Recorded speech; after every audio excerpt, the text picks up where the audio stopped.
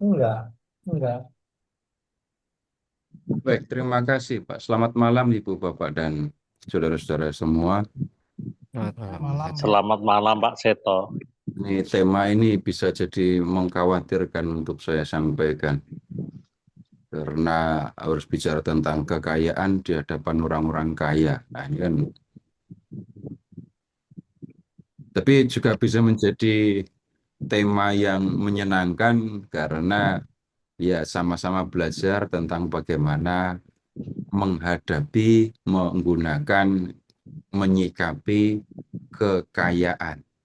Nah, yang akan kita diskusikan malam ini akan ada beberapa perikop ya, paling nggak ada 3 perikop yang akan kita lihat. Ada tema yang sudah biasa didiskusikan, tetapi ada tema yang termasuk jarang diperbincangkan. Termasuk kalimat, ya, menjadi kaya di hadapan Allah. Karena kalimat ini hanya ada di Injil Lukas, sementara yang tersimpan di memori banyak orang Katolik itu adalah miskin di hadapan Allah. Tapi memang teksnya menyinggung tentang menjadi kaya di hadapan Allah. Sekarang Bapak Ibu silahkan Halo, ke selamat Injil malam. Lukas,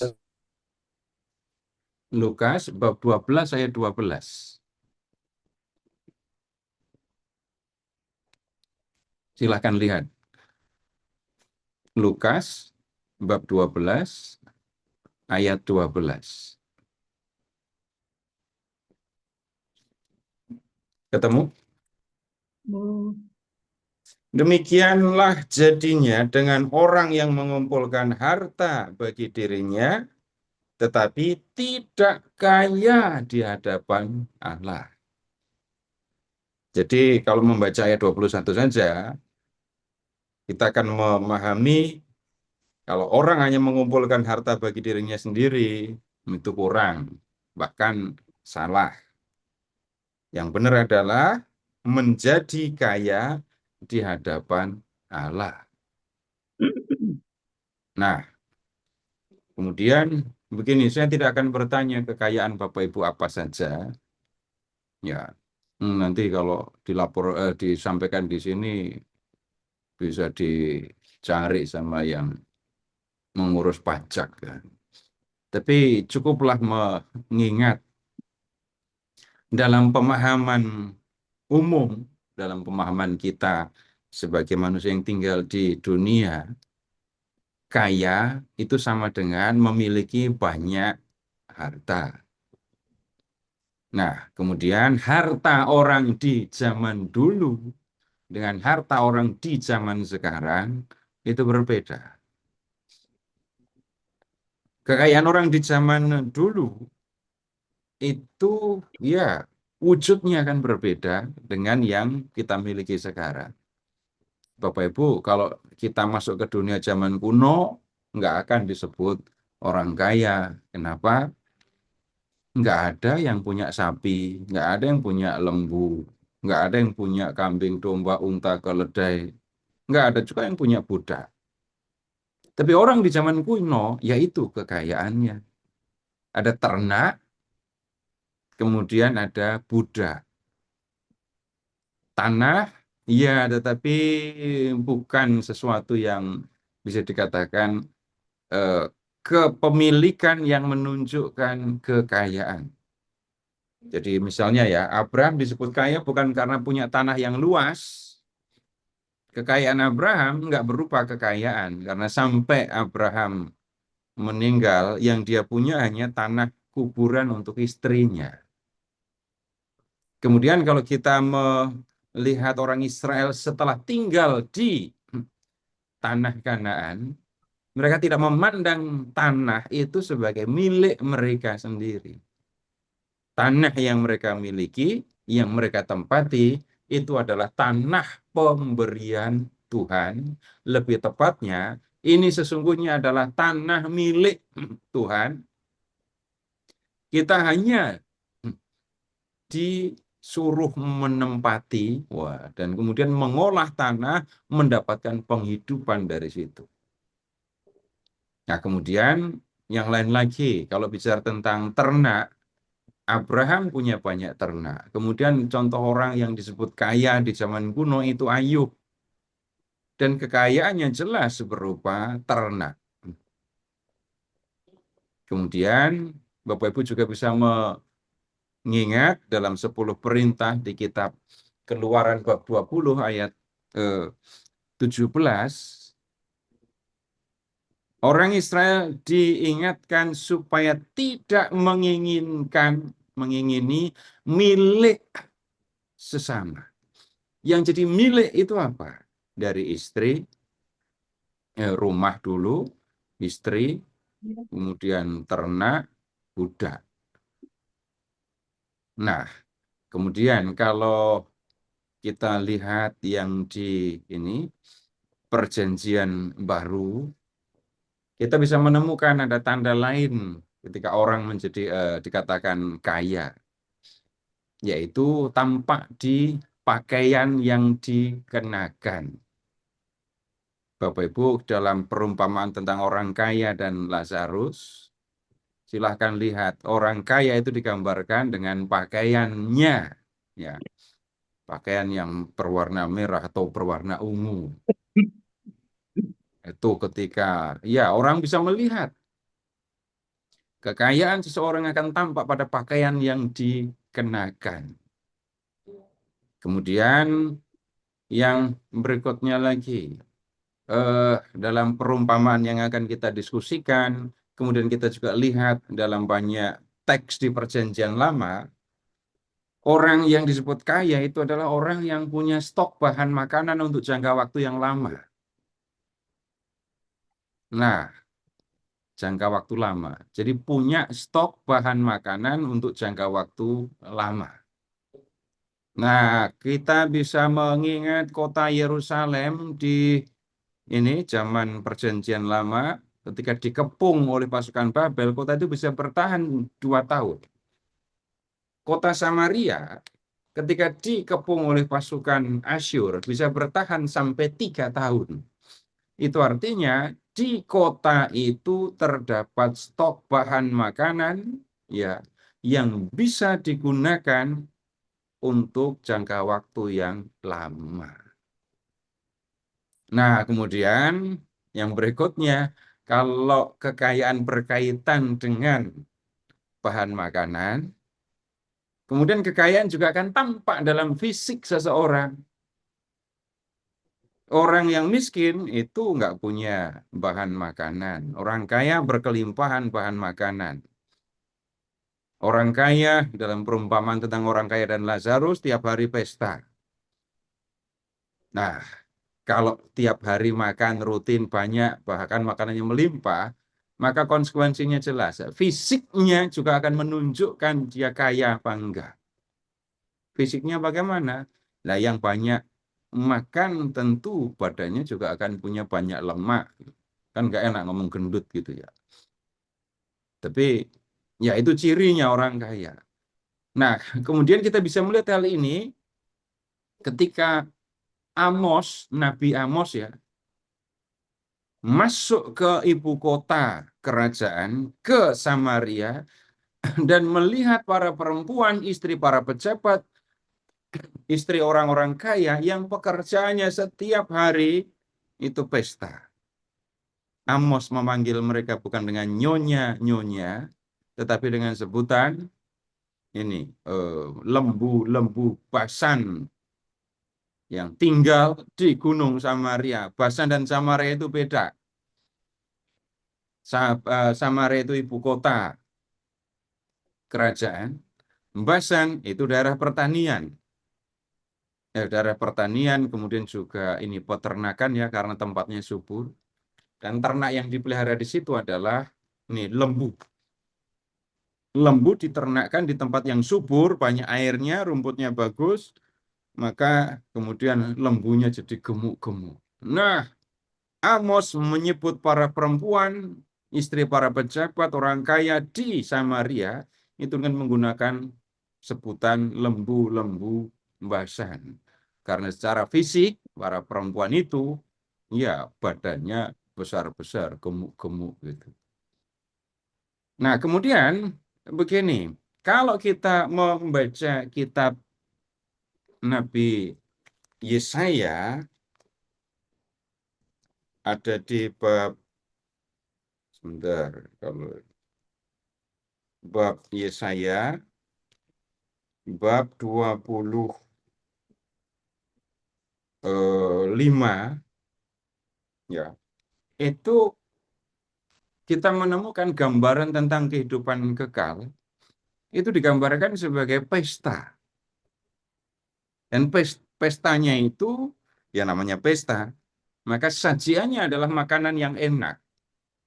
Makanan yang enak untuk orang di zaman kuno, beda. Bapak Ibu, apalagi yang sudah usianya di atas 50, nggak akan nyaman karena nggak akan tertarik untuk pesta. Karena pestanya itu makan makanan yang berlemak dan bersumsum. Wah, itu makanan paling enak di zaman kuno. Minumnya wine. Nah, ini semua Bapak Ibu gambaran tentang orang kaya di zaman kuno dari perjanjian lama sampai di ini perjanjian baru. Nah, kemudian ada orang miskinnya, banyak.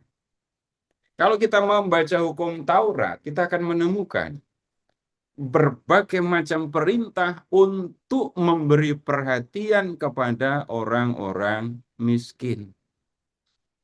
Orang miskin digambarkan tidak punya rumah, tidak punya pakaian yang memadai, kemudian kurang dalam makanan.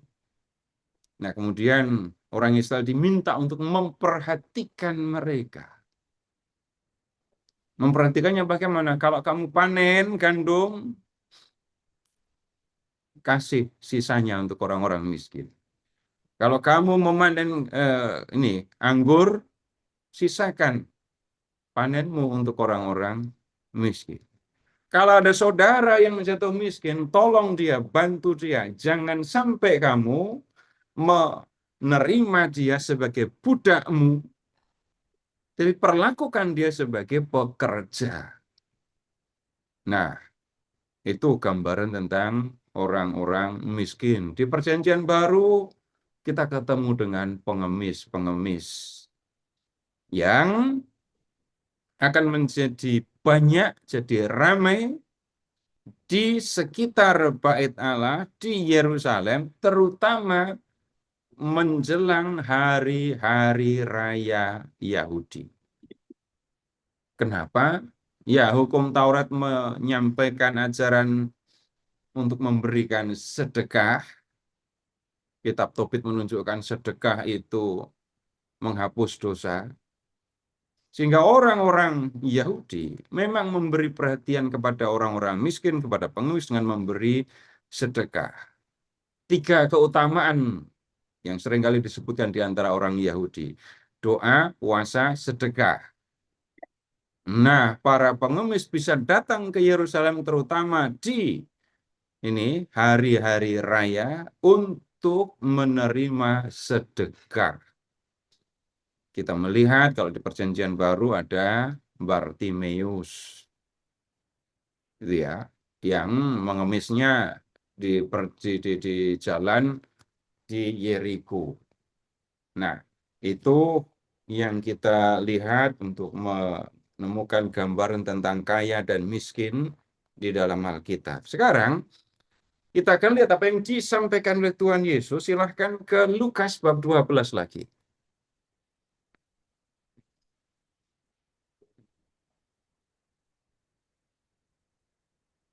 Di bab 12 ayat 1 dikatakan begini.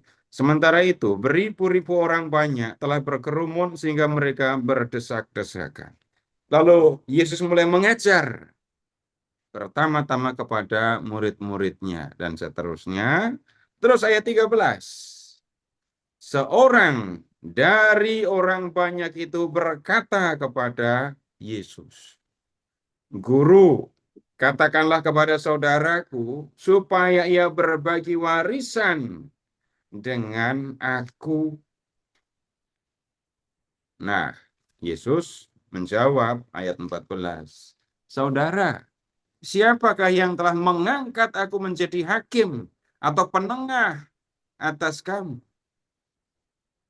Nah, kita lihat Yesus diminta untuk menegur saudara dari orang yang mendekatinya itu, menegur supaya mau berbagi warisan.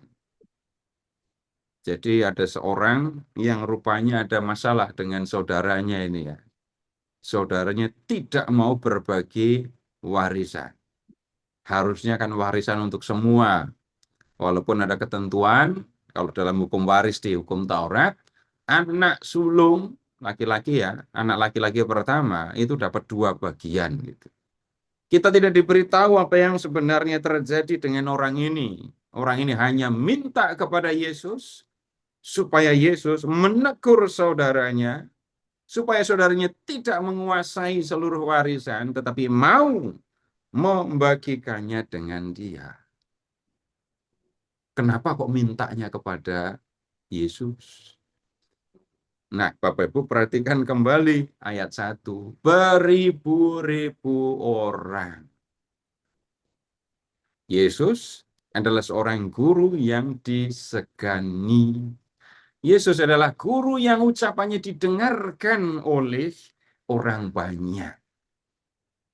Jadi kalau Yesus mau menegur saudara dari orang itu, harapannya orang itu, saudaranya ya, saudara dari orang itu, mau mendengarkan ucapan Yesus. Tapi Yesus menolak untuk melakukan apa yang diminta oleh orang itu, dan dia berkata, siapa yang telah mengangkat aku menjadi hakim atau penengah atas kamu? Aku bukan hakim kalian yang bisa memaksa saudaramu yang punya kewenangan untuk membagi warisan. Aku juga bukan orang yang dipercaya untuk menjadi penengah atas kamu untuk urusan warisan. Itu bukan urusan Yesus gitu. Tetapi Bapak Ibu dan saudara semua, kesempatan ini ketika orang meminta dia menjadi hakim, penengah tadi ya, digunakan oleh Tuhan Yesus untuk berbicara tentang kekayaan.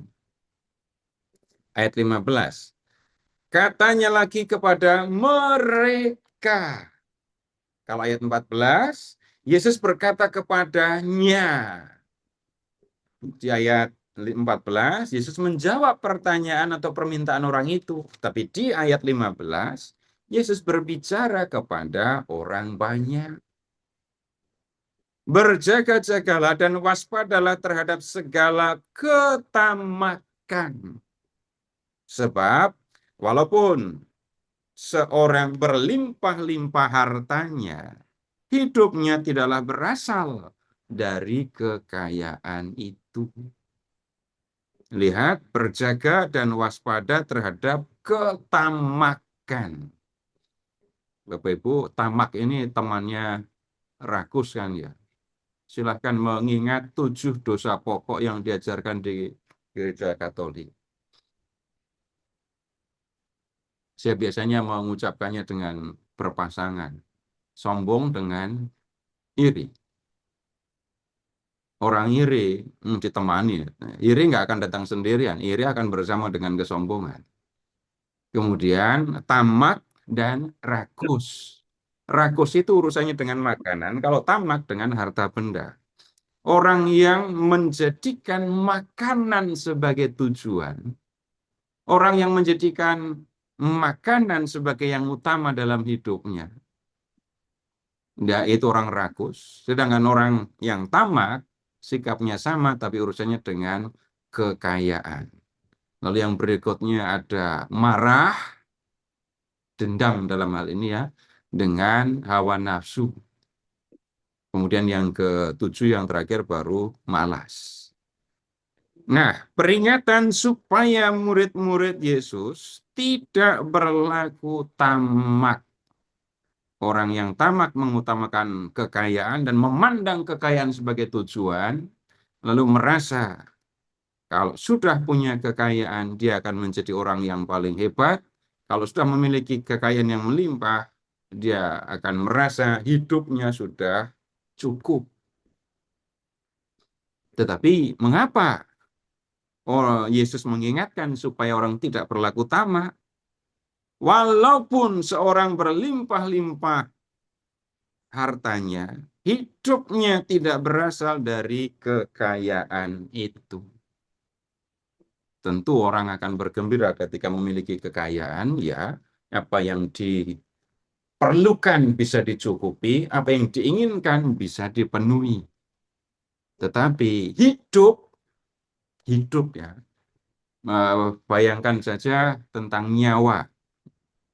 Jadi manusia akan hidup kalau nyawa masih ada di dalam raganya.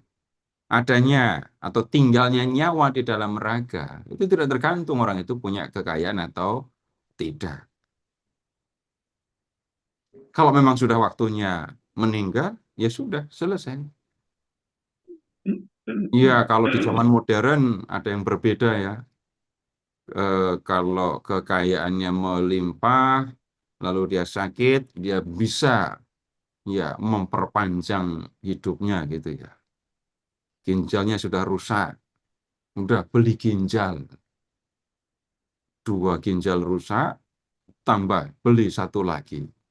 Dulu saya berpikir yang namanya cangkok ginjal itu ginjal lama dibuang, baru diganti ginjal yang baru. Seperti pasang onderdil kendaraan saja. Tapi kan ternyata tidak. Ginjal lama enggak dilepas, tambahin 1 ginjal lagi. Ya, hidupnya akan lebih panjang. Kemudian dulu ya orang yang misalnya harus cuci darah, wah itu juga bergantung kepada kekayaan. Duitnya banyak, punya fasilitas, dia bisa cuci darah, hidupnya akan lebih lama. Nah, tapi sekarang dengan BPJS, wah banyak orang cuci darah dan banyak pasien cuci darah ya.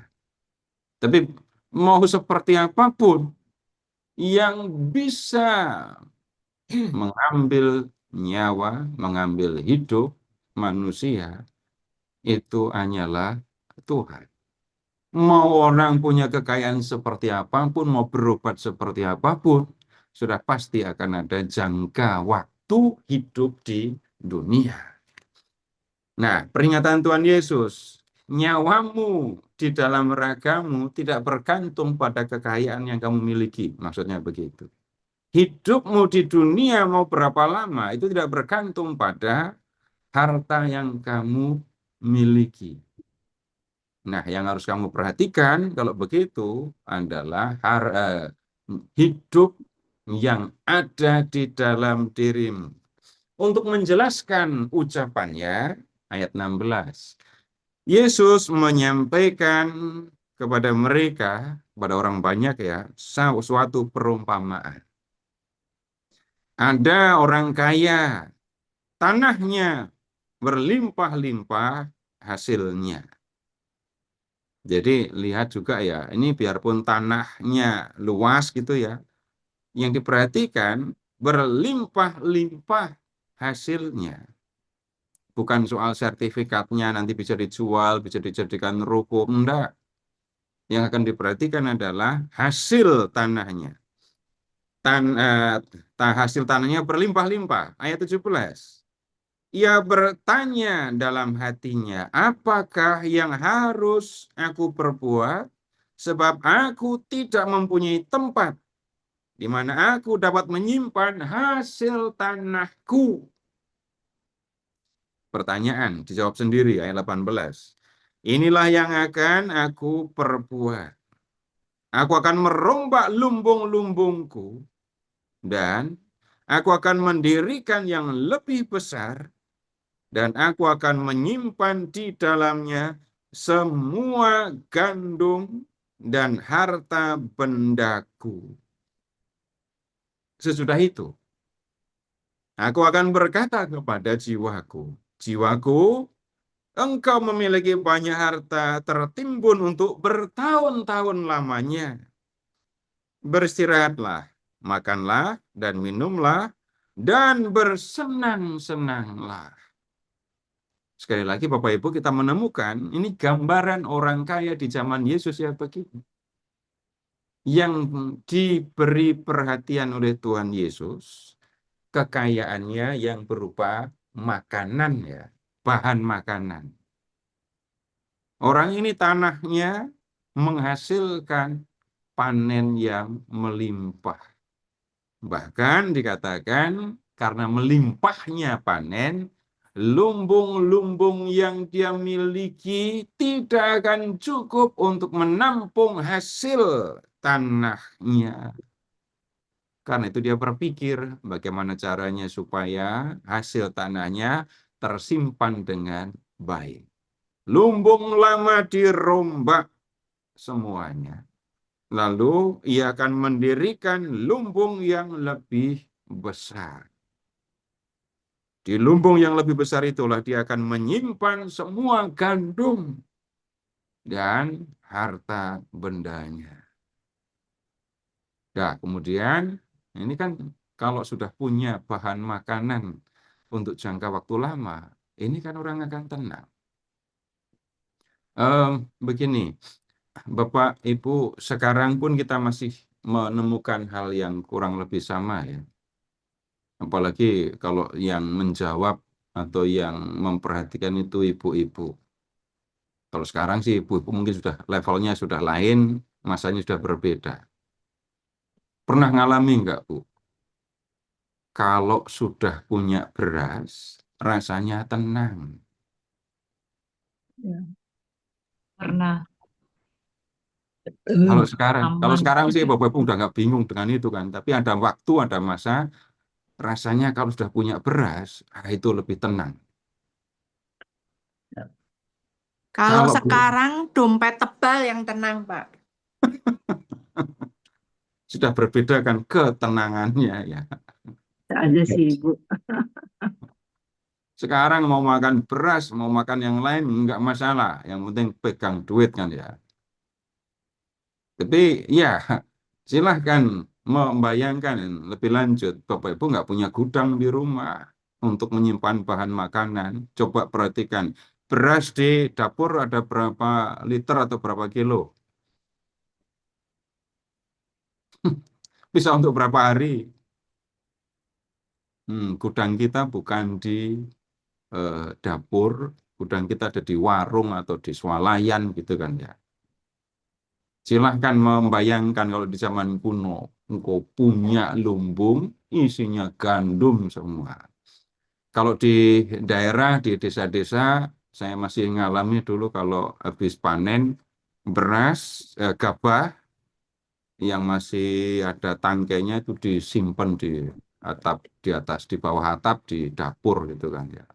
Wah, itu stok makanan untuk berapa lama gitu. Nah, kemudian orang kaya yang kita lihat di Injil Lukas ini kemudian berkata kepada jiwanya, engkau memiliki banyak harta, tertimbun untuk bertahun-tahun. Hartanya jelas berupa makanan ini kan ya. Lalu sekarang beristirahatlah, makanlah, minumlah, dan bersenang-senanglah. Kesenangan orang di zaman kuno ya salah satunya makan ini. Orang kaya ini merasa karena punya stok bahan makanan yang melimpah, jiwanya akan merasa tenang karena bisa menjalani hidup dengan gembira. Tetapi lihat ayat 20, Allah berfirman kepadanya, hai engkau orang bodoh, pada malam ini juga jiwamu akan diambil darimu. Dan apa yang telah kau sediakan, untuk siapakah itu nanti? Malam ini juga jiwamu akan diambil. Malam ini juga kamu akan mati dan makananmu tidak bisa menolong jiwa. Dan makanan yang kamu sediakan untuk bertahun-tahun itu Enggak ada gunanya. Akan kamu tinggalkan dan orang lain entah siapa akan menikmatinya. Jadi kekayaan yang dia miliki enggak ada gunanya, tidak bisa menolong dia. Ayat 21. Demikianlah jadinya dengan orang yang mengumpulkan harta bagi dirinya sendiri tetapi tidak kaya di hadapan Allah. Nah, lihat ya di dalam kisah perumpamaan ini tadi, orang kaya itu hanya memikirkan dirinya sendiri.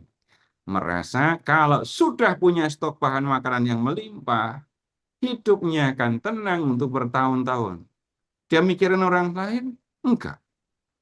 Sikapnya bisa dikatakan seperti Dives, orang kaya dalam perumpamaan, orang kaya dan Lazarus itu loh.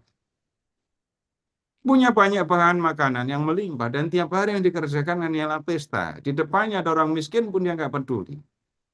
Nah, orang kaya ini disebut bodoh karena hanya memikirkan dirinya sendiri, mengumpulkan harta untuk dirinya sendiri alias tamak, dan tidak berpikir bagaimana menjadi kaya di hadapan Allah. Loh, memangnya bagaimana menjadi kaya di hadapan Allah? Tuhan Yesus belum selesai berbicara. Lanjut sekarang ke ayat 22. Yesus berkata kepada murid-muridnya, karena itu aku berkata kepadamu, janganlah khawatir tentang hidupmu mengenai apa yang hendak kamu makan, dan janganlah khawatir tentang tubuhmu mengenai apa yang hendak kamu pakai. Sebab hidup itu lebih daripada makanan, dan tubuh itu lebih daripada pakaian. Perhatikanlah burung-burung gagak yang tidak menabur dan tidak menuai, dan tidak mempunyai gudang atau lumbung, namun Allah memberi mereka makan. Kamu lebih berharga daripada burung-burung itu. Siapakah di antara kamu yang karena kekhawatirannya dapat menambah sehasta pada jalan hidupnya? Jadi, jikalau kamu tidak sanggup melakukan hal yang sekecil itu, mengapa kamu khawatir tentang hal-hal lain? Perhatikanlah bunga bakung, bagaimana mereka tumbuh. Mereka tidak bekerja keras dan tidak memintal. Namun, aku berkata kepadamu, Salomo dalam segala kemegahannya pun tidak berpakaian seindah salah satu dari bunga itu. Jadi, jika rumput di ladang yang hari ini ada dan besok dibuang ke dalam api, demikian didandani Allah, terlebih lagi kamu, hai orang yang kurang percaya. Jadi janganlah mencari apa yang akan kamu makan, apa yang akan kamu minum, dan janganlah cemas hatimu. Semua itu dicari bangsa-bangsa di dunia yang tidak mengenal Allah. Padahal Bapamu tahu bahwa kamu memerlukannya. Tetapi carilah kerajaannya dan semuanya itu akan ditambahkan kepadamu. Nah, sekarang Bapak Ibu tolong ke ayat 25. Lihat ayat 25. Siapakah di antara kamu yang karena kekhawatirannya dapat menambah sehasta pada jalan hidupnya? Siapa yang karena khawatir hidupnya justru tambah panjang, lebih panjang setengah meter. Gitu. Kalau kita lihat perumpamaan yang di ayat 16, orang kaya itu sama sekali tidak khawatir dengan hidupnya kan? Nggak khawatir. Dia bisa yakin bahan makanannya bisa bertahan untuk bertahun-tahun. Dia nggak khawatir dengan hidupnya. Tapi harus mengingatkan kekayaannya tidak bisa menghindarkan dia dari kematian. Ayat 25. Kita menemukan orang-orang yang sebaliknya. orang-orang yang khawatir dengan makanan, khawatir dengan pakaian, khawatir dengan apa yang diperlukan untuk hidupnya, dan kemudian berusaha sungguh-sungguh untuk mendapatkan makanan, pakaian. Nah, Yesus mengatakan, siapa yang karena khawatir akan makanan, akan pakaian, itu dapat hidup lebih lama. Jawabannya sama, enggak ada. Mau orang khawatir, mau orang tidak khawatir dengan makanan, hidupnya ada di tangan Allah. Dia yang menentukan mau berapa panjang hidupnya itu. Nah, sekarang kita memperhatikan orang-orang yang posisinya berlawanan dengan orang kaya itu. Sekarang ayat 22 ya. Janganlah khawatir tentang hidupmu mengenai apa yang hendak kamu makan. Jangan khawatir tentang tubuh mengenai apa yang hendak kamu pakai. Perhatikan, hidup lebih daripada makanan, tubuh lebih daripada pakaian. Begini, untuk ilustrasi ya, tolong Bapak Ibu yang sudah purna karya mengingat, yang masih bekerja keras seperti saya juga menyadari, pernah nggak mengalami seolah pekerjaan saya itu lebih penting dari keluarga saya. Ini bukan kesalahan, bukan saya salah, bukan kita salah, bukan. Tetapi kita masuk dalam situasi, dalam sistem yang seperti itu. Seolah-olah nomor satu yang paling penting itu adalah pekerjaan. Seolah bahkan orang menjadi lupa, sebenarnya saya kerja itu buat siapa sih? Gitu. Ada situasi, Bapak Ibu sekali lagi saya tidak bicara benar atau salah ya. Tapi ada situasi yang memaksa, saya harus bekerja meninggalkan keluarga. Saya harus bekerja karena ya tuntutan pekerjaan membuat saya benar-benar berat, pusing. Seolah-olah satu keluarga disuruh mengikuti kepusingan saya. Dan tolong ingat-ingat yang pernah mengalami situasi yang seperti itu. Jadi kalau kita amati baik-baik, ya seolah-olah ya pekerjaan saya itu lebih penting. Kalau saya bekerja, lalu pentingnya sebenarnya untuk apa? Untuk mendapatkan, iya, uang untuk kehidupan, iya. Dan kemudian kita ada dalam situasi, ya uang itu jadi lebih penting daripada semua. Kalau kita melihat situasi di dalam gereja, kita juga jelas akan bisa menemukan. Kalau tidak mau bekerja di gereja dengan alasan keluarga memang sangat memerlukan perhatian, nggak masalah. Itu bukan sesuatu yang menyedihkan. Tapi kalau sampai ketemu, saya tidak bisa bekerja di gereja, ya, karena saya harus bekerja dari pagi sampai malam, kayak saya ini. Lalu seolah-olah tidak ada lagi waktu, kesempatan untuk gereja, tidak ada kesempatan untuk mengerjakan sesuatu yang lain untuk kepentingan sesama misalnya. Nah, sekarang begini, pertanyaan saya geser supaya bisa menjadi lebih dipahami ya. Lebih penting mana? Uang atau badan saya?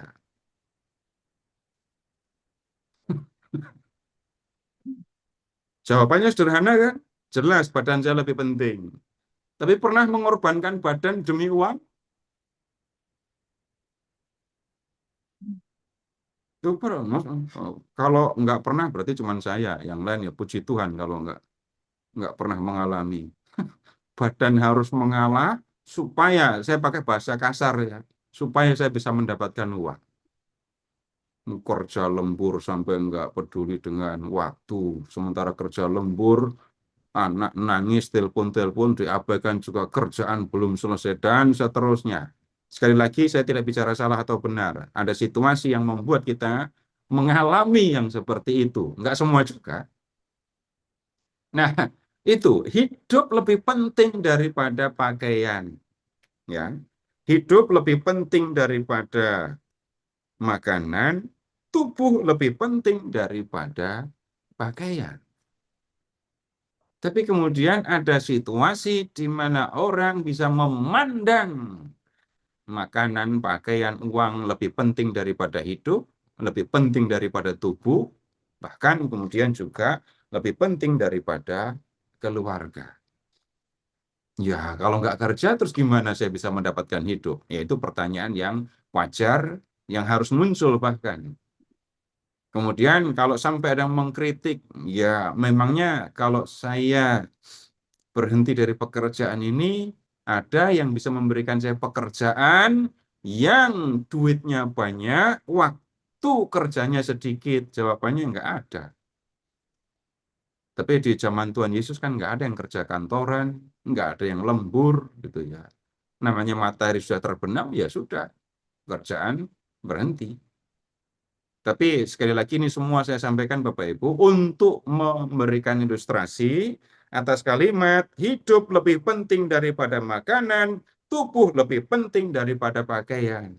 Banyak orang di masa itu rupanya sibuk bingung dengan pakaian, dengan makanan, sampai mengabaikan tubuhnya, sampai mengabaikan hidupnya sendiri. Nah, kemudian, ya kalau kerjaannya kayak Tuhan Yesus gitu, mudah ya. Apalagi nggak punya keluarga gitu ya. Pokoknya bisa makan, Tuhan Yesus juga nggak bingung dengan handphone, nggak akan bingung dengan punya apa. Hanya menjalani kehidupan, yang penting bisa punya pakaian dan bisa makan. Nah, tapi ya cara hidup Yesus beda dengan yang lain. Kemudian ayat 24, perhatikan burung gagak. Nggak nanam, nggak panen, nggak punya gudang atau lumbung, tapi makan dan hidup. Dan itu terjadi karena Allah memberi mereka makan. Kamu manusia, di hadapan Allah, kamu lebih berharga daripada burung-burung gagak. Peringatannya, burung gagak saja dipelihara oleh Allah, apalagi kamu. Jadi kamu nggak usah khawatir. Nanti kalau orang sekarang akan mengatakan, loh emangnya gimana caranya Tuhan memberi saya makan? Memang kalau saya nggak kerja terus ada makanan datang begitu. Nah, belum selesai pembicaraan. Bukan itu juga yang dimaksudkan oleh Tuhan Yesus. Seolah-olah Tuhan Yesus mau mengatakan, ya udah kamu berlaku saja seperti burung gagak. Enggak usah kerja, nunggu pemberian makan dari Tuhan. Bukan begitu juga yang dimaksudkan. Yang dimaksudkan oleh Tuhan adalah jangan sampai kamu khawatir tentang makanan, tentang pakaian, sampai kamu mengabaikan jiwamu. Terus, ayat 27, Tuhan Yesus mengajak orang-orang itu untuk melihat bunga bakung. Bunga bakung itu masa mekarnya itu berapa lama? Bunga bakung. Hitungan hari saja kan ya, bukan seperti anggrek yang bisa lama kan ya. Nah, kalau di sini Tuhan mengatakan bunga bakung itu ya termasuk rumput saja. Hari ini ada, besok layu. Enggak bisa dikatakan enggak berharga gitu. Hari ini ada, besok layu. Tapi bunganya indah sekali, bahkan lebih indah daripada pakaian Salomo. Nah, kalau ini bunga yang bisa dikatakan tidak ada harganya aja diperhatikan oleh Allah, maka percayalah Tuhan akan memberikan perhatian kepadamu. Jadi, jika rumput di ladang yang hari ini ada dan besok dibuang ke dalam api, demikian didandani Allah. Terlebih lagi kamu, hai orang yang kurang percaya. Burung gagak bicara tentang makanan, bunga bakung bicara tentang pakaian ini ya. Nah, kemudian, jadi janganlah mencari apa yang akan kamu makan, atau apa yang akan kamu minum, dan janganlah cemas hatimu. Ini kalimatnya jadi aneh sekali. Saya sampai merantau untuk cari makan, Yesus mengatakan, jangan mencari apa yang akan kamu makan atau kamu minum. Terus yang harus dicari apa? Ayat 31. Carilah kerajaannya. Dan kemudian lihat, semuanya itu akan ditambahkan kepadamu. Jangan cari makanan, jangan cari minuman.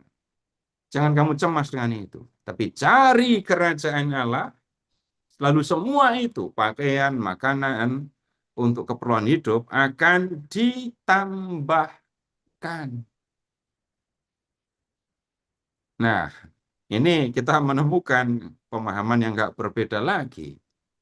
Makanan itu menjadi tambahan. Yang utama adalah kerajaan Allah.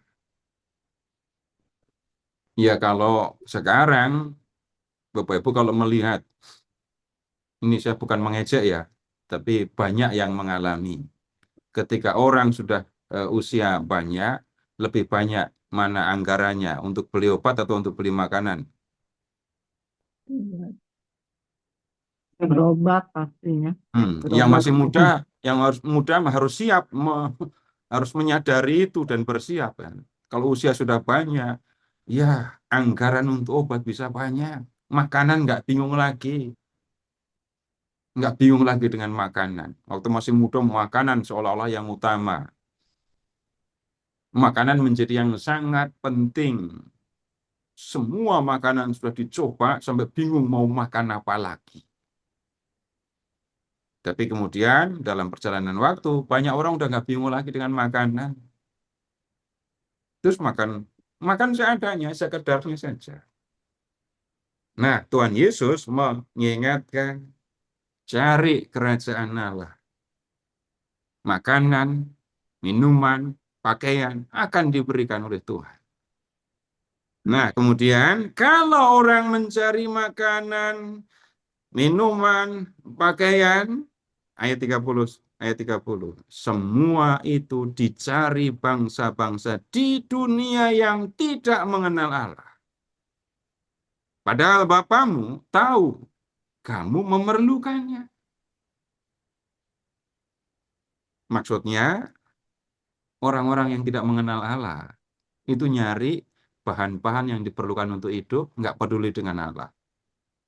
Para pengikut Yesus diingatkan oleh Tuhan Yesus, cari Allah, cari kerajaan Allah. Ingat ya, Allah tahu apa yang kamu perlukan selama kamu hidup di dunia. Kalau kamu sudah mencari kerajaan Allah, maka yang kamu perlukan untuk hidupmu di dunia, itu akan diberikan kepada. Begitu maksud ucapan Yesus. Lalu bagaimana mencari kerajaan Allah? Di ayat 32, kembali Tuhan Yesus mengingatkan, janganlah takut, hai kamu kawanan kecil, karena Bapamu telah berkenan memberikan kamu kerajaan itu.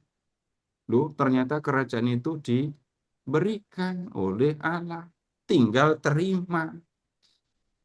Kalau orang memang mencari kerajaan Allah dan mau menerima kerajaan Allah yang diberikan oleh Allah, apa yang harus dilakukan? Ayat 33, jualah segala milikmu, berilah sedekah. Buatlah bagimu pundi-pundi yang tidak dapat menjadi tua, harta di surga yang tidak akan habis, yang tidak dapat didekati pencuri, dan yang tidak dirusak ngengat. Bapak Ibu, kalau membaca ayat 33, jelas Tuhan tidak pernah melarang orang untuk mencari makanan, minuman, pakaian, harta benda. Enggak. Bagaimana mungkin bisa menjual segala milik? Bagaimana mungkin bisa memberi sedekah kalau saya tidak punya apa-apa? Selama Bapak Ibu mengikuti Tuhan Yesus, ingat-ingat, pernah enggak Tuhan Yesus memberi perintah supaya kita meminta kepada sesama? Hmm. Jika kamu lapar, mintalah kepada tetanggamu. Jika kamu tidak punya pakaian, mintalah kepada temanmu. Ada nggak ucapan kayak gitu? Tidak pernah. Nggak pernah. Saya mengucapkan kalimat itu juga baru malam ini, kok. Saya saja mengucapkannya baru malam ini. Tuhan nggak pernah memberikan perintah seperti itu. Perintah Yesus adalah kasihi sesamamu. Lebih konkret, berilah sedekahmu kepada orang yang memerlukan. Tapi bagaimana mungkin saya bisa memberi sedekah kalau saya tidak punya apa-apa? Jelas kalau Tuhan Yesus juga menghendaki supaya murid-muridnya punya apa-apa. Maksudnya, ya punya harta, punya kekayaan, punya pakaian, punya makanan. Kalau enggak, ketika aku lapar, harusnya kan kamu memberi aku makan. Kalau kamu nggak punya makanan, ketika aku lapar, kamu ngeliatin aku, gitu. Nggak ada gunanya ngeliatin orang lapar. Orang lapar kalau diliatin nggak akan jadi kenyang. Malah bisa jadi muntah malahan. Udah orang kelaparan, diliatin lagi. Nah, sekarang kita melihat ya, apa yang disampaikan oleh Tuhan Yesus sebelumnya dengan yang disampaikan sekarang itu bukan kontradiktif, ya. Bukan berlawanan. Yang diingatkan oleh Yesus adalah perhatikan hidupmu, perhatikan jiwamu. Kekayaan yang kamu miliki tidak memperpanjang hidupmu, tidak bisa menyelamatkan jiwamu, memperpanjang hidupmu di dunia. Kecemasanmu akan harta, makanan, pakaian juga tidak akan bisa memperpanjang umur. Tapi kamu harus memperhatikan jiwamu. Kamu pasti akan mati, tapi jiwamu akan tetap hidup. Bagaimana caranya supaya jiwamu selamat? Lihat ayat 33 lagi. Jual segala milikmu dan berilah sedekah. Nah ini, buatlah bagimu pundi-pundi yang tidak dapat menjadi tua. Bapak Ibu tahu pundi-pundi? Kantong duit, itu ya. Dulu nggak ada ATM. Orang kalau mau menyimpan uang, mengumpulkan uang ya dengan pundi-pundi. Dengan pundi-pundi ini juga orang membawa uang kemana-mana. Karena dulu juga uangnya bukan uang kertas, tapi logam semua. Iya. Nah, sekarang Bapak Ibu silahkan membayangkan. Bapak Ibu punya pundi-pundi, punya kantong uang di surga. Bayangkan, punya kantong uang di surga. Bagaimana cara mengisinya? Bagaimana cara mengisi kantong di surga itu? Lihat masih di ayat 33. Beri sedekah. Nah, untuk bisa memberi sedekah, harus punya milik, harus punya uang. Nah, cara mengisi kantong uang di surga itu dengan menggunakan harta milik untuk memberi sedekah, untuk menolong orang lain, untuk mengasihi sesama.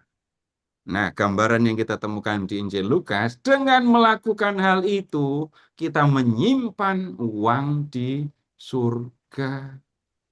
Ingat kembali pembicaraan awal, yang kaya itu adalah yang punya banyak harta. Orang yang memberi sedekah, orang yang menggunakan hartanya untuk mengasihi, itu seperti orang yang mengumpulkan uang di surga. dalam kantong di surga. Tuh. Ya, Bapak Ibu, ini kita tidak bicara tentang perikop, tentang ajaran lain ya. Kita hanya berusaha memahami apa yang disampaikan oleh Tuhan Yesus di dalam perikop ini. Sebab di mana hartamu berada, di situ hatimu berada. Ini kalimat yang sederhana seringkali diungkapkan kan ya. Ketika saya memiliki sesuatu yang berharga, maka ya hati saya akan ada di situ. Anak kecil yang habis dibelikan sepatu baru, pakaian baru untuk sekolah, itu bisa merasa, ini malam hari kok lama sekali. Aku pengen cepat pagi supaya aku bisa cepat memakai sepatuku. Tuh, hatinya ada di sepatu. Ketika anak muda bisa memiliki handphone yang sangat mahal, yang berharga, mudah. Itu benar-benar nggak bisa lepas dari handphone. Bahkan suara mamanya pun nggak terdengar kalau dia sudah pegang handphone itu. Yang lebih dewasa lagi, ini kalau sudah pegang cincin, di jarinya memegang cincin berapa? Permata yang berapa karat gitu. Terus disuruh cuci tangan, cuci piring. Khawatir nanti jarinya mengecil. Enggak begitu ya.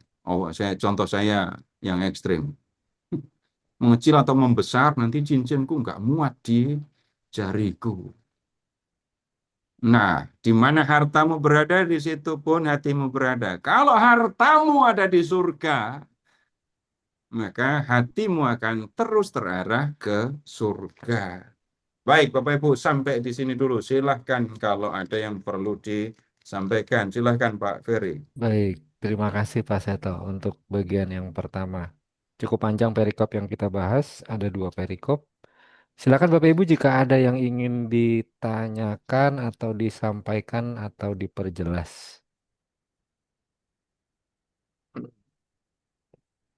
Ada, Bapak Ibu? Kami persilahkan.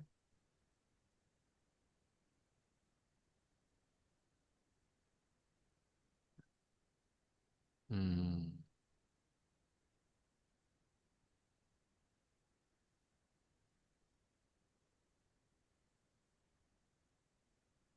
belum ada Pak Seto Baik, sepertinya. kalau tidak ada saya yang bertanya.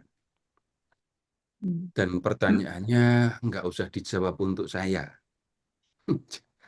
Jawab untuk diri sendiri. Kalau mau ya sampaikan kepada Tuhan. Tapi nggak perlu di-sharingkan atau dibagikan. Bapak Ibu percayakan ya, kalau semua yang aku miliki di dunia ini, harta bendaku, semua yang aku miliki, itu adalah pemberian dari Tuhan. Orang Katolik pasti akan percaya itu. Saya pasti. Kemudian, kalau kita sedang nggak punya duit, ekonomi sedang sulit, entah entah apapun yang membuatnya. Orang bisa bertanya, Tuhan itu maunya apa? Kalau pas sedang sedih, pas sedang menderita, banyak soal, pertanyaannya itu yang seringkali disampaikan kepada Tuhan. Tuhan itu maunya apa? Tapi kalau sedang senang ketika uang banyak, pertanyaan yang sama pernah diajukan apa enggak? Tuhan itu maunya apa kok memberi saya banyak rezeki? Bersyukur, terima kasih Tuhan sudah memberikan rezeki, terus disampaikan. Tapi pertanyaannya, Tuhan memberi rezeki kepada saya itu untuk apa? Ada untuk mencukupi kebutuhan diri dan keluarga? Pasti. Tapi pertanyaan berikutnya, dari semua yang diberikan oleh Tuhan, berapa bagian yang sudah digunakan untuk melakukan kehendak Tuhan, untuk mengasihi sesama, untuk memberi sedekah, untuk menolong sesama, dan sebagainya? Nggak ada orang lain yang bisa jawab. Hanya Bapak Ibu sendiri yang bisa jawab. Dan kemudian begini ilustrasinya. Bapak Ibu yang misalnya habis terima rezeki gitu ya. Entah misalnya yang ini orang marketing habis closing dapat uang. Kan kadang terpikir untuk mengajak orang lain bergembira bersama dengan aku gitu kan. Entah namanya traktir, entah namanya apa, tapi aku sedang bergembira dan teman-teman marilah bergembira dengan aku. Ini nggak ngomong pamer, tapi ngomong kegembiraan yang dibagikan. Membuat orang lain bergembira bersama dengan aku. Jelas itu hal positif ya. Kemudian berikutnya, lihat juga dari yang aku miliki, dari yang aku terima dari Tuhan, ada kok yang aku gunakan untuk mengasihi sesamaku. Wujudnya dari yang sepele, dari sampai yang serius. Benar-benar membelikan makanan atau minuman untuk yang memerlukan, kemudian terlibat kalau di Jakarta ayo sekolah, ayo kuliah, kalau di Bogor gerakan orang tua asuh, bahkan yang mengikuti aktivitas itu, saya nggak tahu siapa yang saya bantu, dan nggak peduli juga siapa yang saya bantu. Jadi saya bisa menggunakan pemberian Tuhan untuk melakukan yang dikehendaki Tuhan, dari yang sederhana meningkat sampai hal yang besar. Nah, kemudian ketika orang melakukan itu, orang yang beriman akan mengatakan, Tuhan sudah memberi aku, maka aku bisa menggunakannya untuk menolong sesamaku. Jangan dibalik. Aku menolong sesamaku dengan uangku, aku yakin akan menerimanya berapa kali lipat. Itu kebalik kalau memahaminya begitu. Aku menggunakan uangku untuk menolong sesamaku dengan harapan Tuhan akan memberikan kepadaku berapa 100 atau 1000 kali lipat. Nah, ini kebalik. Ini mengumpulkan harta di surganya di mana kalau begini? Nggak jadi mengumpulkan harta di surga, dikembalikan oleh Tuhan langsung di dunia. Sekali lagi, Bapak Ibu, dari ucapan Tuhan Yesus malam hari ini kita mendengar, kita melihat, kita belajar tentang memikirkan jiwa, keselamatan jiwa. Dan itu bisa dilakukan dengan menggunakan harta yang diberikan oleh Tuhan. Saya bisa mengasihi dengan materi yang diberikan oleh Tuhan kepada saya. Kalau begitu, saya bisa melakukan kehendak Tuhan karena Tuhan sendiri memberikan kepadaku fasilitas untuk melakukan kehendaknya, yaitu materi yang diberikan oleh Tuhan. Baik, sekarang kita ke perikop yang selanjutnya. Silakan ke bab 16. Ini perikop yang sering membuat orang bingung.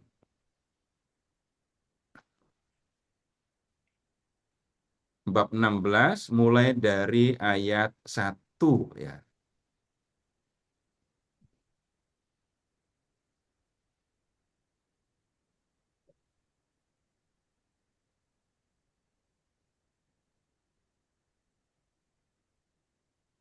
Dan Yesus berkata kepada murid-muridnya, ada orang kaya yang mempunyai seorang bendahara.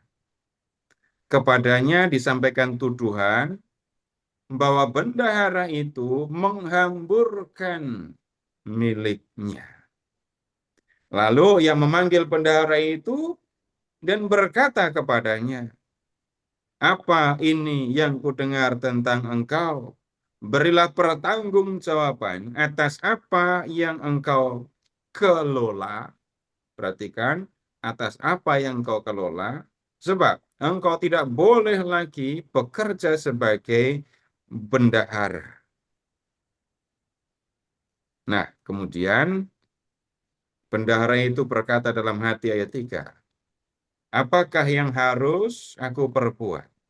Tuanku memecat aku dari jabatanku sebagai bendahara. Mencangkul, aku tidak kuat. Mengemis, aku malu. Sudah mikir-mikir gitu kan. Terus ayat 4. Aku tahu apa yang akan aku perbuat. Supaya apabila aku dipecat dari jabatanku sebagai bendahara, ada orang yang akan menampung aku di rumah mereka. Apa yang akan dilakukannya? Apa yang akan dilakukan oleh bendahara itu, apa yang dipikirkan bendahara untuk dilakukan, supaya nanti ada yang menampung dia setelah dipecat dan tidak boleh tinggal di rumah tuannya. 50 ayat 5. Lalu ia memanggil seorang demi seorang yang berutang kepada tuannya. Ada dua ini ya. Katanya kepada yang pertama, berapa utangmu kepada tuanku? Jawab orang itu, 100 tempayan minyak. Katanya kepada orang itu, terimalah surat utangmu, duduklah dan tulislah segera 50 tempayan. Kemudian ia berkata kepada yang kedua, berapa utangmu? Jawab orang itu, 100 pikul gandum. Katanya kepada orang itu, terimalah surat utangmu dan tulislah 80 pikul. Lalu tuannya itu memuji bendahara yang tidak jujur itu karena ia telah bertindak dengan cerdik. Nah, salah pahamnya di mana? Nah, seringkali hanya membaca judul bendahara yang tidak jujur kok dipuji. Ya. Di ayat 8 itu juga. Tapi ayat 8 itu orang bisa salah memahami karena membacanya nggak pas. Tuan itu memuji bendahara yang tidak jujur itu karena bertindak dengan cerdik. Jadi kalau membaca ayat 8, yang membuat hamba itu dipuji, tidak jujurnya atau cerdiknya. Yang Mbak saya bacanya Iya. udah sampai Cerdiknya, ditekan-tekan. cerdiknya. Nah, itu yang harus diperhatikan. Nah, kemudian sebaliknya sekarang kita lihat ya. Ayat 1. Ada orang kaya yang mempunyai seorang bendahara. Kepadanya disampaikan tuduhan bahwa bendahara itu menghamburkan miliknya. Nah, tentang bagaimana hamba itu menghamburkan miliknya, itu diceritakan di perikop ini atau tidak? Tidak. Tidak. Ya, itu yang harus diingat. Tidak diceritakan. Jadi tidak jujurnya menghambur-hamburkan uangnya tidak diceritakan. Jadi menghamburkan harta tuannya itu tidak berkaitan dengan memotong, mendiskon utang tadi. Enggak, itu enggak berkaitan. Jadi tidak menghambur-hamburkan miliknya seperti apa, enggak diceritakan. Nah, kemudian kita perlu melihat begini. Bendahara di zaman kuno itu tidak seperti bendahara organisasi. Ya, bendahara itu kalau di zaman kuno bisa dimiliki oleh ini keluarga, seseorang. Orang punya keluarga, punya kekayaan. Nah, kepala keluarga bisa mengangkat orang menjadi bendahara rumahnya. Dan tugasnya bukan mencatat keluar masuknya uang, memberikan laporan pertanggungjawaban mengenai keuangan, bukan. Lihat ya sekarang ke ayat 2. Berilah pertanggungjawaban atas apa yang engkau kelola. Bendahara rumah itu bertanggung jawab, dipercaya untuk mengelola harta milik tuannya. Nah, salah satu cara untuk mengelola harta milik tuannya itu adalah, ini saya mengambil, kita bisa mengambil dari kasus yang disebut di ayat 5 sampai dengan 7. Caranya adalah meminjamkan untuk mendapatkan riba. Ya, itu bisa. Ini saya tidak bicara benar apa nggak benar, tapi meminjam 10 tempayan, nanti mengembalikannya jangka waktu berapa lama, jadi 11 tempayan. Begitu salah satu usaha yang dilakukan oleh orang di zaman kuno selain berdagang. Nah, dalam pengelolaan harta tuannya, bendahara ini sudah menghambur-hamburkan uang harta tuannya, dan kemudian tuannya langsung mengambil sikap. Dia dipecat. Dan dalam proses pemecatan, dia dipanggil untuk mempertanggungjawabkan laporan harta yang dia kelola. Nanti yang kedua, dia akan disuruh pergi dari rumah tuannya. Dan bendahara itu tahu, setelah mempertanggungjawabkan ya harta tuannya, dia harus pergi meninggalkan rumah itu. Nah, bendahara ini sendiri rupanya tidak punya rumah. Lalu dia berpikir, kalau aku dipecat, ayat 4 ya, aku tidak boleh tinggal di rumah ini lagi. Tetapi aku perlu tempat untuk tinggal. Aku perlu tempat untuk tinggal. Lalu bagaimana caranya supaya bendahara itu bisa memperoleh tempat untuk tinggal? Nah, kalau pakai bahasa sederhana, dia menanam budi. Loh, kita kan hanya sering mendengar kata berhutang budi gitu kan ya. Tapi yang dilakukan bendahara ini menanam budi karena dia masih ada di rumah tuanya, dia masih punya kuasa sebagai bendahara. Dia masih punya kuasa. Karena dia belum dipecat, belum meninggalkan rumah tuanya. Bagaimana dia menanam budi? Ada orang-orang yang berutang kepada tuannya. Lihat yang pertama, utang 100 tempayan minyak.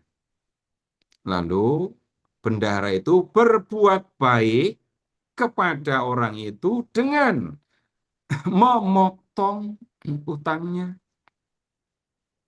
Di surat utang lama tertulis, dia utang 100 tempayan minyak. Bendahara itu kemudian mengatakan, tulis surat utang yang baru, utangmu cuma 50. Kan utangnya didiskon 50%. Orang yang berutang 100 tempayan minyak pasti akan gembira. Begitu juga yang berutang 100 pikul gandum, dan kemudian utangnya dipotong 20%, tinggal 80 pikul.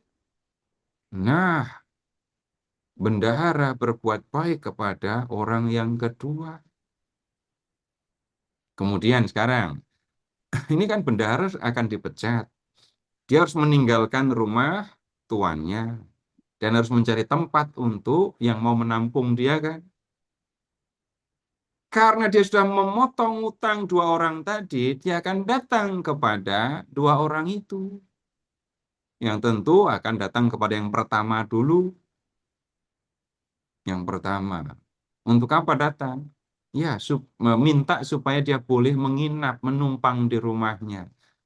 Kalau yang pertama ini gagal, tidak memberikan tempat untuk menumpang, dia akan pergi kepada yang kedua.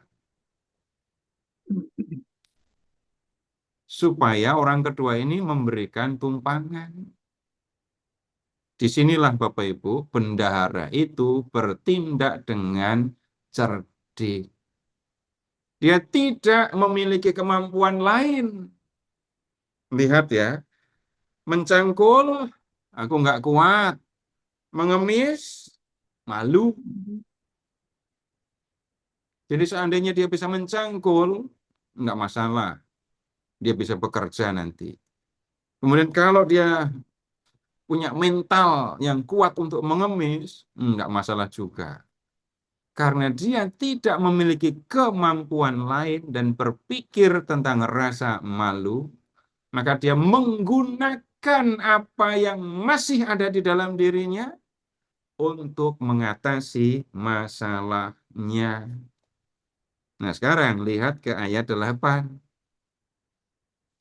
Lalu Tuhan itu memuji bendahara yang tidak jujur itu karena telah bertindak dengan cerdik. Dalam hal ini, Tuhan Yesus mengingatkan, anak-anak dunia lebih cerdik terhadap sesamanya daripada anak-anak terang. Belajarlah cerdik, begitu maksudnya. Tapi cerdiknya bukan untuk ngakalin orang. Cerdiknya digunakan untuk ini, menyelamatkan diri, menyelamatkan jiwa. Nah, sekarang begini, kalau membaca perikop ini sekali lagi harus dibedakan. Bendahara ini menghambur-hamburkan uang dan kemudian mau dipecat. Nggak boleh tinggal. Yang membuat dia dipuji oleh tuannya itu bukan kecerdikannya, bukan ketidakjujurannya, bukan menghambur-hamburkan uangnya, tetapi kecerdikannya dalam mengatasi masalah yang akan dia hadapi. Begitu maksudnya. Nah, kemudian apa yang dimaksudkan oleh Tuhan Yesus dengan perumpamaan ini? Sekarang silahkan melihat ayat 9.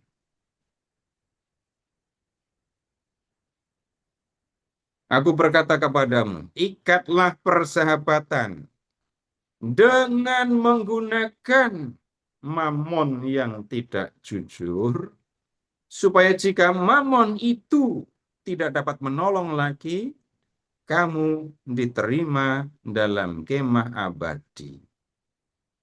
Ini Bapak Ibu nyambung dengan orang kaya yang bodoh, nyambung dengan kaya di hadapan Allah tadi ya. Sekarang begini, dalam perumpamaan ini Bapak Ibu silahkan mengingat. Bendahara yang tidak jujur itu mengumpamakan murid Yesus. Ya, mengumpamakan murid Yesus. Kemudian, jangka waktu dia bekerja di rumah tuannya, itu menggambarkan hidup murid Yesus selama di dunia sampai ia mati. Kemudian, mencari tumpangan, perhatikan tumpangan setelah bendahara itu dipecat, itu mengumpamakan hidup kekal. Hidup di dunia ini kita tidak tahu jangka waktu kita. Tapi belajarlah dari bendahara yang cerdik itu. Bagaimana menggunakan waktu di dunia, menggunakan fasilitas yang diberikan oleh Tuhan selama di dunia, supaya nanti jiwa kita selamat. Begitu maksud dari perumpamaan ini. Tapi kembali dulu ke ayat 9. Mamon. Ini pakai huruf besar. Itu yang seringkali jadi pertanyaan. Mamon itu dewa uang. Tapi kemudian dalam hal ini Bapak Ibu cukuplah mengatakan mamon itu sama dengan uang atau harta. Nah, mamon itu dikatakan tidak jujur. Tidak jujur. Lu kok bisa mamon tidak jujur? Kok bisa harta atau uang itu tidak jujur? Orang Katolik nggak akan tertipu dengan mamon lagi. Mamon, uang atau harta itu tujuan atau sarana? Sarana. Sarana. Sarana kan ya. Tapi tunggu dulu, pernah nggak mengalami suatu masa di mana saya memandang uang atau harta itu tujuan? Sudah pasti kalau sekarang sudah nggak, sudah lewat itu. Tapi pernah nggak mengalami suatu masa, satu kesempatan, saya memandang harta uang itulah tujuan hidup saya. Pernah, Pak. Pernah Hmm, itu. Ya, sebelum kenal Tuhan benar-benar, kenapa? sebelum dekat sama Tuhan memang uang saja yang mau dilihat. Nah, sekarang begini, tidak jujurnya mamon itu apa? Dia itu sebenarnya sarana, tetapi di hadapan manusia dia berlaku seolah-olah dia adalah tujuan. Dan banyak yang tertipu, menyangka mamon itu, harta itu, atau uang itu adalah tujuan, padahal sesungguhnya dia hanyalah sarana. Nah, kemudian itu maksudnya eh, apa namanya, mamon tidak jujur ya. Pesan Tuhan, ikat persahabatan dengan menggunakan mamon. Itu sama dengan ikat persahabatan, lakukan yang baik kepada sesamamu dengan mamonmu. Gunakan hartamu untuk menolong sesamamu, untuk mengasihi sesamamu. Nah, nanti kalau mamon nggak bisa menolong lagi, itu menyambung dengan orang kaya tadi ya. Siapa yang dengan kekayaannya atau dengan kecemasannya bisa menambah umurnya. Jika mamon tidak dapat menolong lagi, kamu meninggal gitu ya, kamu akan diterima di kemah abadi. Jadi kalimatnya supaya lebih gampang, ikatlah persahabatan dengan menggunakan mamon yang tidak jujur. Nah, Bapak Ibu bisa memahaminya, kasihi sesamamu, tolong sesamamu dengan menggunakan mamonmu. Ada waktunya mamonmu tidak bisa menolong kamu lagi. Tapi karena kamu sudah mengasihi sesama dengan mamonmu, kamu nanti akan diterima di kemah abadi. Isinya sama kan ya dengan perumpamaan tentang tentang orang kaya yang bodoh dan seterusnya tadi itu. Nah, kemudian sekarang ayat 13 supaya nyambung. Seorang hamba tidak dapat mengabdi kepada dua tuan, sebab ia akan membenci yang seorang dan mengasihi yang lain, atau ia akan setia kepada yang seorang dan tidak mengindahkan yang lain. Kamu tidak dapat mengabdi Allah dan kepada Mamon. Harus pilih, mau mengabdi Allah atau mengabdi kepada Mamon. Orang yang percaya kepada Yesus sudah jelas akan mengabdi kepada Allah dan mamon menjadi fasilitas atau sarana yang diberikan oleh Tuhan untuk mengabdi Allah. Begitu maksudnya. Nah, lebih lanjut Bapak Ibu, ini hal yang jelas, hal yang konkret kok. Sekarang kita lihat hal-hal yang sederhana. Bapak Ibu misalnya gini ya, Bapak Ibu terlibat di gereja, kerja di gereja. Kami tidak pernah menggunakan kata kami pelayanan di gereja. Enggak, kami kerja di gereja. Karena kalau pakai kata pelayanan, sekarang ini banyak yang terjadi, kata pelayanan tidak mengandaikan komitmen. Tapi kalau menggunakan kata bekerja, nah itu jelas ada komitmen. Bapak Ibu yang sedang bekerja di gereja gitu ya. Tolong ingat-ingat. Kalau mau bekerja untuk Tuhan di gereja, itu perlu keberanian untuk mengeluarkan uang sendiri apa enggak? Perlu. Ya, perlu. Kalau nggak berani mengeluarkan uang sendiri, nggak akan bisa. Dari yang sederhana, kalau saya ke gereja naik motor, ya jelas saya perlu isi tangki saya. Nggak akan Bapak Ibu mau kerja di gereja untuk Tuhan. Saya mau bantuin, tapi isi tangki saya. Isi tangki saya, sediakan makan siang saya, dan seterusnya. Nggak akan. Bapak Ibu tidak akan melakukan yang begitu. Ketika orang mau bekerja untuk Tuhan di dalam gereja, berarti harus siap. Nah, saya tidak menyoroti yang lain-lain ya, karena kita bicara tentang harta benda, maka perlu keberanian untuk mengeluarkan dana sendiri. Tapi tunggu dulu, apakah kalau orang mengeluarkan dana, menggunakan harta untuk bekerja bagi Tuhan dalam gereja atau kepada sesama, orang harus bersedih mengeluarkan dana? Enggak. Kenapa kok tidak? Ya, bisa jadi awalnya orang akan sedih. Wah, ngapain saya kerja kayak gini? Sudah harus kerja, keluar tenaga, keluar duit lagi. Mendingan nggak usah. Tapi tunggu dulu. Kegembiraan manusia itu berubah, berkembang dari waktu ke waktu. Ya, kegembiraan yang berubah itu yang seperti apa? Waktu Bapak, Ibu masih kecil-kecil dulu, atau terutama ibu-ibu ada. Ibu dulu pernah ngobrol sama boneka nggak Bu waktu kecil? Waktu kecil, jangan sekarang. Iya. Itu ngobrol sama boneka. Coba sekarang ngobrol sama boneka. Seperti gila, Pak. Gila. Anggap gila. Bapak-bapak pernah memandang menggunakan kardus atau bantal jadi mobil-mobilan? Lakukan yang sama sekarang.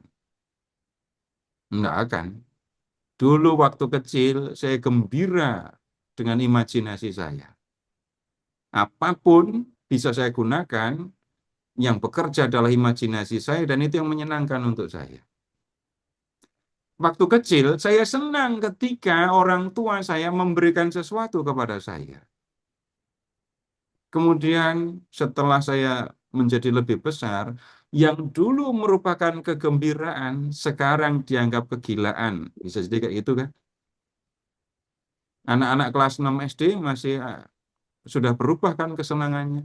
Nanti SMP, SMA kesenangannya sudah berbeda-beda lagi. Nah, sekarang menerima uang itu senang. Sudah jelas, apalagi uang yang benar ya. Tapi tolong ingat-ingat, Bapak Ibu pernah mengeluarkan uang hasil kerja keras dan Bapak Ibu senang. Silakan ingat-ingat. Pernah. Nah, Misalnya, ya, tolong ingat-ingat, Bapak Ibu bekerja, yang bekerja, yang kerja kan ya, yang kerja di kantor itu gajiannya cuma sebulan sekali kan ya. iya. Sebulan sekali itu lama ya, sebulan itu lama ya, nunggu gajian setelah sebulan itu lama. 30 hari. Bapak Ibu yang usaha misalnya dagang, jualan atau ya urusan marketing ya, itu kalau kerja, itu harus menyingkirkan rasa malu kan ya. Kalau pemalu, jualan, nggak akan laku. Nah itu saya. Orang pemalu suruh jualan, malah tersiksa. Nanti yang lain lagi melakukan pekerjaan lain dan setiap pekerjaan ada resiko lelah, pusing, bahkan ada resiko yang lain, rugi. Nah, setelah melakukan ini semua, Bapak Ibu dapat uang. Tolong ingat-ingat, dari semua uang yang didapatkan, Bapak Ibu gunakan untuk menolong orang yang memang kesulitan. Entah memberi, entah meminjami, tapi saya menggunakan uang itu untuk menolong orang itu. Orang itu tak khawatir, orang itu nangis, orang itu sedih. Lalu saya bantu. Lalu orang itu menerima bantuan saya terus senang, senyum. Pernah. Ya, ketika Bapak Ibu melihat dia tersenyum, tolong ingat-ingat. Bapak Ibu ingat nggak kerja gajian cuma sebulan sekali. Ingat nggak ketika harus menyingkirkan rasa malu ketika harus jualan? Ingat nggak ketika harus menanggung, jangan-jangan saya mengalami kerugian kayak kalau saya mengikuti pekerjaan ini? Nggak ingat lagi. Yang Bapak Ibu perhatikan hanya saya senang karena saya melihat orang yang saya bantu itu senang. Bapak Ibu, begitu apa enggak sih? Hah? Begitu apa enggak? Iya. Loh, kalau membantu orang kan, coba kalau Bapak Ibu ingat-ingat, ngapain saya bantuin, gajian cuma sebulan sekali, kamu datang minjem lagi. Nggak akan jadi bantu. Nggak akan jadi bisa menolong. Ada yang jelas dibantu, perlu dibantu, lalu saya mengatakan, saya itu loh kerja, capek. Harus menyingkirkan rasa malu. Nah, kamu enak-enakan saja begitu. Terus aku harus ngasih uang sama kamu. Ya nggak akan jadi menolong kalau begitu yang dipikirkan. Tapi ingat yang saya maksudkan, ketika orang menggunakan harta pemberian Tuhan untuk menolong sesama, itu bukan kesedihan, itu adalah kegembiraan. Bapak Ibu jangan-jangan sudah sering melakukannya, yaitu ketika menggunakan harta hasil kerja keras untuk membantu orang, dan yang dibantu itu gembira. Kegembiraan orang itu pun mendatangkan kegembiraan bagi saya. Begitu maksudnya. Nah, itu konkret Bapak Ibu, berlaku cerdik. Selama masih punya uang, Bapak Ibu bisa melakukannya. Selama masih punya tenaga, bisa mengerjakannya. Tapi waktu akan terus berlalu, dan kemudian jangan sampai kehilangan momen. Baru sadar saya belum pernah bantuin orang, baru sadar kalau saya tidak pernah mengasihi orang setelah saya berbaring di tempat tidur dan nggak punya apa-apa lagi. Kekuatan nggak ada, duit apa lagi. Nah, itu yang tidak cerdik. Nggak cerdik itu. Selama hidup diberi macam-macam kesempatan oleh Tuhan, tapi tidak digunakan untuk menjadi kaya di hadapan Allah, tapi hanya digunakan untuk diri sendiri seperti orang kaya yang bodoh tadi. Nah, Bapak Ibu, yang disampaikan oleh Tuhan Yesus itu jelas, nyata, konkret ya. Bagaimana ini menjadi kaya di hadapan Allah, dan bagaimana kemudian orang bertindak dengan cerdik, menggunakan kesempatan, menggunakan harta untuk mendapatkan, untuk memasuki kehidupan abadi. Satu perikop lagi, kita ke bab 18. 18.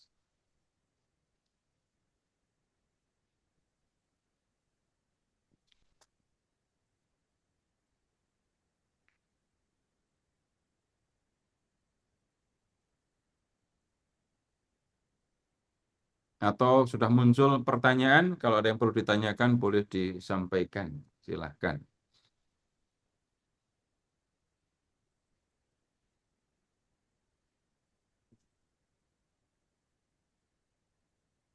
Enggak ada. Ini gampang kok. Ini Bapak Ibu tidak merasa sedang belajar kan? Saya bisa tanya, Pak Ferry. Iya, silakan Pak Edi. Ini kok gak bisa hidup ya?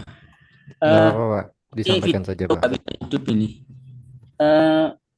Mengenai ayat 9 tuh, Pak. 16 ayat 9 itu, mengapa disebutkan mamon yang tidak jujur, Pak? Bukan hanya mamon saja gitu. Jadi mamon Yang tidak itu, jujur. iya. Mamon itu uang, harta. Harta itu enggak jujur. Mengapa disebut tidak jujur? Nah, saya tidak memakai terjemahan yang lain. Kalau di terjemahan lain dalam bahasa Inggris, itu ada yang menerjemahkan mamon yang diperoleh dengan cara yang tidak jujur. Enggak. Saya tidak mengikuti terjemahan yang begitu. Ill-gotten goods gitu. Tapi saya nggak terima yang seperti itu. Terjemahan yang ada dalam bahasa Indonesia yang kita miliki, yakinlah ini terjemahan yang benar. Mamon atau harta itu disebut oleh Tuhan Yesus tidak jujur. Ya, yang disebut tidak jujur itu apa? Mamon itu sesungguhnya fasilitas atau sarana. Tetapi di hadapan manusia, mamon, ini personifikasi ya, berlaku seolah-olah dia adalah tujuan. Nah, bagaimana mamon itu tidak jujur dan kemudian orang tertipu oleh mamon ketika orang memandang harta sebagai tujuan, bukan sarana. Itu tidak jujurnya mamon begitu, Pak. Ya, terima kasih. Ada yang kedua, Pak Seto. Ya, Tadi bendahara itu kan memotong memotong utang ya, seolah ya. Berarti menguntungkan orang yang meminjam. Lalu siapa yang dirugikan itu? Kira-kira itu. Itu. Coba ada yang diuntungkan, mesti ada yang dirugikan tentunya ya.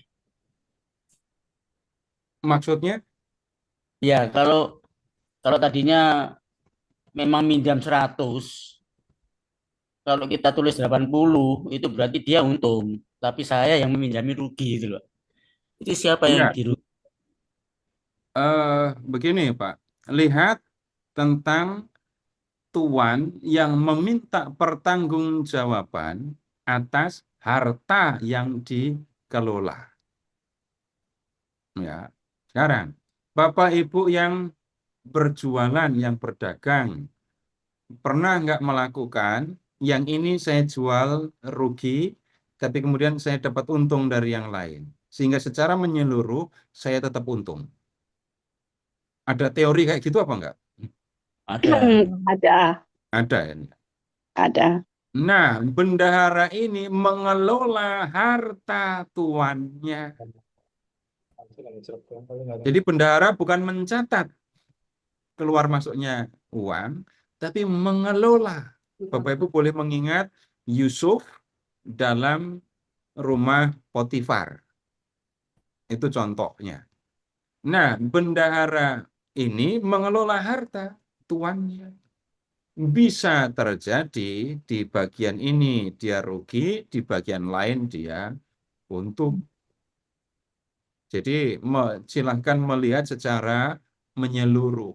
Kalau pakai bahasa yang lebih lugas lagi, tuannya itu apakah kemudian kekurangan atau kurang untung karena bendahara itu berlaku begini. Itu ada di bawah kewenangan bendahara. Bendahara bisa melakukan karena masih jadi bendahara dan belum dipecat. Begitu memahaminya, Pak. Terima kasih, Pak.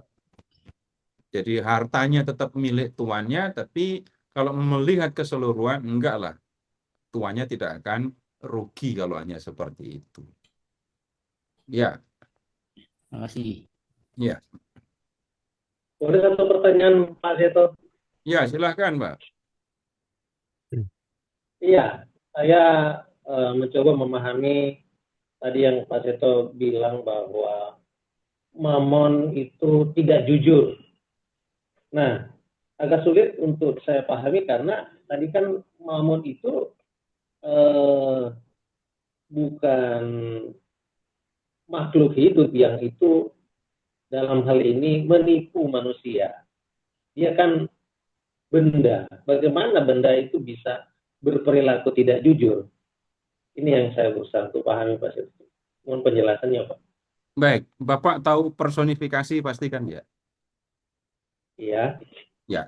Nah, Mamon itu asalnya nama dewa harta. Tapi kemudian dia digunakan untuk menyebut harta atau uang. Dalam hal ini, Tuhan Yesus menggunakan personifikasi. Dan itu hal yang biasa, ya. Jadi Mamon berlaku seolah-olah dia adalah manusia, dia tampil di hadapan orang banyak, aku tujuan. Padahal sesungguhnya dia hanyalah sarana. Sarana. Begitu memahaminya, Pak. Terima kasih, Pak Seto. Iya, mari. Baik, masih ada? Masih adakah Bapak Ibu? Kalau tidak ada, kita ke bab 18 ayat 18 dan seterusnya.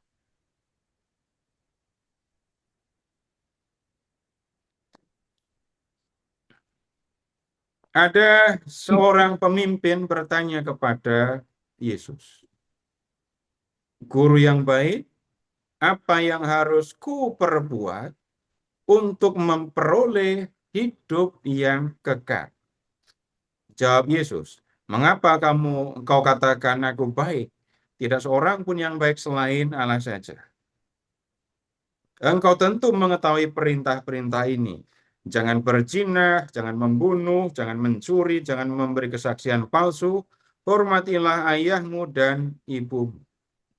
Kata orang itu, "Semuanya itu telah kuturuti sejak masa mudaku." Nah, sekarang kita amati pertanyaan 18. Apa yang harus aku perbuat untuk memperoleh hidup yang kekal? Itu pertanyaan kepada Yesus. Ayat 20 jawabannya. Jangan berzina. Apa yang harus kuperbuat ya? Jawabannya, jangan berzina, jangan membunuh, jangan mencuri, jangan memberi kesaksian palsu, tapi hormati ayahmu dan ibumu. Itu yang harus dilakukan untuk memperoleh hidup kekal. Lalu orang itu mengatakan, semuanya telah kuturuti sejak masa mudaku. Sebenarnya beres kan? Dia sudah melakukan perintah Allah, sudah melakukan 10 perintah Allah itu. Sehingga dia sudah bisa mengatakan, oh kalau begitu aku bisa masuk dalam kehidupan kekal. Karena orang itu mengatakan semua sudah aku turuti, lalu Yesus, ayat 22, mendengar orang itu berkata seperti itu, Yesus berkata, tinggal satu kekuranganmu. Jual segala yang kau miliki, dan bagi-bagikanlah itu kepada orang-orang miskin, maka engkau akan memiliki harta di surga. Ingat lagi kaya di hadapan Allah ya. Kemudian datanglah kemari dan ikutlah aku. Mendengar perkataan itu, orang itu menjadi amat sedih sebab ia sangat kaya. Ketika melihat bahwa ia menjadi amat sedih, berkatalah Yesus, alangkah sukarnya orang yang memiliki banyak harta masuk dalam kerajaan Allah. Sebab lebih mudah seekor unta memasuki lubang jarum daripada seorang kaya masuk dalam kerajaan Allah. Ayat 26. Mereka yang mendengar itu berkata, jadi siapakah yang dapat diselamatkan? Maksudnya, kalau orang kaya saja susah masuk kerajaan Allah, terus kalau begitu, siapa yang bisa diselamatkan? Kalau orang yang kaya saja susah masuk dalam kerajaan Allah, bagaimana dengan kita yang tidak kaya ini? Begitu kalimat Lukasnya. Nah, Bapak Ibu, kemudian Yesus berkata, apa yang tidak mungkin bagi manusia, mungkin bagi Allah. Nah, Bapak Ibu, ucapan Yesus ini harus dipahami dengan memperhatikan keyakinan orang Yahudi di zaman itu. Begini, kalimat yang Lukas, kekayaan menurut orang Yahudi memiliki nilai rohani. Maksudnya, kekayaan itu ganjaran. Ganjaran diberikan kepada orang baik. Jadi orang yang memiliki kekayaan bisa berkata, kekayaan yang aku miliki ini adalah ganjaranku karena aku orang baik. Karena kekayaan itu ganjaran bagi orang baik, kemudian harta, kekayaan dipandang sebagai tiket masuk surga. Nah, itu kiasannya begitu. Kekayaanku adalah bukti kalau aku orang baik. Jadi aku bisa membawa kekayaanku di hadapan Tuhan dan mengatakan, Tuhan, ini ganjaran yang kau berikan kepadaku. Ini adalah bukti kalau aku orang baik. Bapak Ibu, bandingkan dengan ucapan Yesus tentang kaya di hadapan Allah. Beda sekali ya. Kalau yang di sini kita temukan, orang kaya itu mengatakan dia menumpuk harta, dia punya banyak harta, dan ini menunjukkan kalau dia orang baik. Sedangkan Yesus, gunakan hartamu untuk mengasihi sesamamu, supaya kamu punya pundi-pundi di surga. Kontras ya. Nah, kemudian kalau orang kaya ini menjadi sedih karena disuruh menjual hartanya, maksudnya adalah orang kaya ini berpikir, kalau begitu Yesus menyuruh aku membuang bukti kebaikanku. Itu sama dengan Yesus menyuruh aku membuang tiket masuk surga yang sudah aku pegang. Nah, kemudian sekarang ucapan Yesus. Lebih mudah unta masuk lubang jarum daripada orang kaya masuk dalam kerajaan Allah. Ini lubang jarumnya bukan lubang jarum jahit, ya, tapi di tembok kota Yerusalem. Kemudian itu ada lubang-lubang bentuknya seperti jarum. Kemudian di gerbang kota, di pintu-pintu gerbang, itu ada pintu kecil. Nah, dua itu yang seringkali dianggap sebagai lubang jarum sebenarnya. Susah sekali orang kaya masuk surga. Ini nggak ngomongin Bapak Ibu sekarang. Tapi bayangkan orang kaya yang itu tadi loh. Orang kaya yang memandang kekayaannya sebagai bukti kalau dia orang baik, orang benar yang layak masuk surga. Bayangkan orang seperti itu maju ke hadapan Allah dan mengatakan, Tuhan, ini kekayaan, ini bukti kalau aku orang baik. Ini tiketku masuk surga. Aku layak masuk surga kan Tuhan? Dan disitulah Yesus mengatakan, enggak bisa orang kayak gitu masuk surga. Memang surga punya siapa? Bukan orang itu yang menentukan saya layak masuk surga karena memegang banyak harta. Enggak. Yesus mengatakan susah benar orang kayak gitu masuk surga. Tidak bisa orang mengatakan saya orang baik karena punya banyak harta, dan harta saya menunjukkan kalau saya adalah orang yang layak masuk surga. Nah, kemudian para murid Yesus ya, masih berpikir seperti orang Yahudi pada umumnya. Kalau orang kaya saja yang mempunyai bukti dia orang baik dengan kekayaannya, yang mempunyai tiket untuk masuk dalam kerajaan surga, susah diselamatkan. Terus siapa yang bisa diselamatkan? Kami ini nggak punya harta, kami ini bukan orang kaya yang punya tiket. Nah, kalau orang kaya saja susah masuk surga, lalu bagaimana dengan kami? Nah, Yesus mengatakan, apa yang tidak mungkin bagi manusia, itu mungkin bagi Allah. Mengingatnya sederhana saja. Yang punya surga itu Allah, yang punya kewenangan untuk mengizinkan orang masuk ke dalamnya atau tidak, itu Allah. Yang menentukan syarat bagi manusia untuk masuk dalam kerajaan surga, itu juga Allah. Dan yang punya kuasa lebih lanjut untuk mengaruniakan kerajaan surga, ya yang punya surga.